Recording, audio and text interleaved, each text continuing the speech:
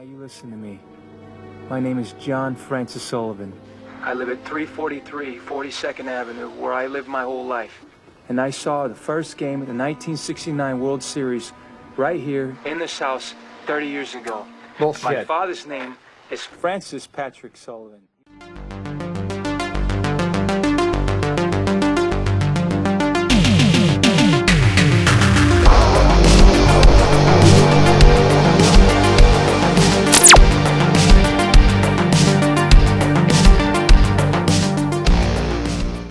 So we are talking about the movie Frequency. This one was directed by Gregory Hobbit. Now, I'll say this. This is, I think, one of the most underrated science fiction movies of the last kind of 20 years. I really do think this movie gets forgotten about and is a real heartwarming story which ticks the boxes of a number of different kind of subgenres. Now, in case you haven't heard of this movie, it's essentially a quite a unique story, I've got to say, to a certain degree. I don't remember seeing too much of other films that have anything like this setup. We have this kind of weird electrical storm, and it actually allows people from two time periods to communicate via a CB radio. So we have in the past this guy who's a fireman, played by Dennis Quaid, and he's got a young son. And he is fated to die in a fire. 30 years later, in kind of like what was then modern times, we have his actual now adult son, and they're able to communicate. So the son is basically trying to communicate to the father to warn him of impending dangers, and obviously there's miscommunications and kind of people don't believe what's going on. So can he save his father, played by Dennis Quaid? And then we have a kind of a serial killer, which actually takes up the majority of the plot. Between the two of them, in the past we've got Dennis Quaid, the fireman, and then we've got Jim Caviezel's cop playing the now adult son in the kind of the present day scenes, trying to kind of stop this kind of serial killer who is responsible for deaths of many women, including one pertinent to the story.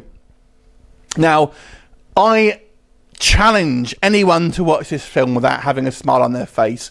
It's a real feel-good movie without being too overly sappy or sentimental. I really, really love this film. But let's get any negatives out the way first of all. The biggest one for me, I feel, because this film's narrative changes, it kind of the pacing is just slightly off for me. So that in the first instance, we're setting up the kind of characters. We have the conceit of these two guys talking, not knowing who they are. And then the kind of the first thing is to try and kind of stop Dennis Quaid's character from meeting his fate in fire.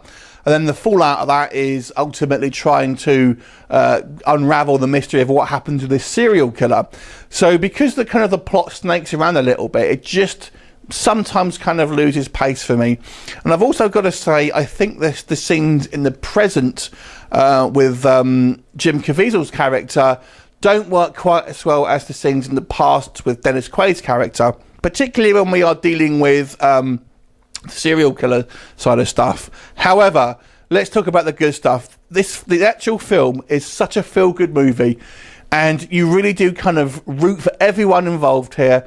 And the performances and the kind of like the chemistry between Caviezel's character and Quaid's character is fantastic. I mean, you really do feel that kind of that bond that you would have between a kind of a father and son, and separated in this kind of weird mystery.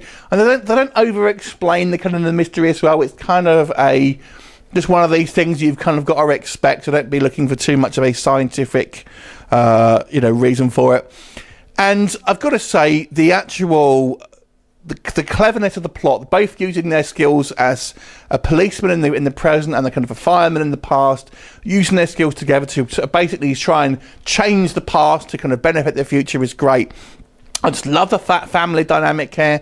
I thought the acting was all perfect. I thought the actual tone of this movie was absolutely spot on.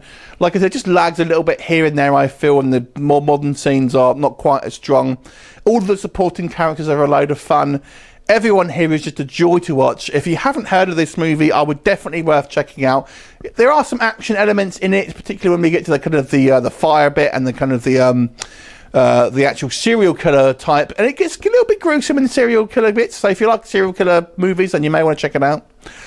But overall, it's a great movie. I really enjoy this movie. I'm going to give it an 8 out of 10. Definitely a movie that I feel is not talked about enough and is largely forgotten about. Have you seen it? What did you think of it? Leave me a comment and I'll look forward to seeing you next time. Bye for now.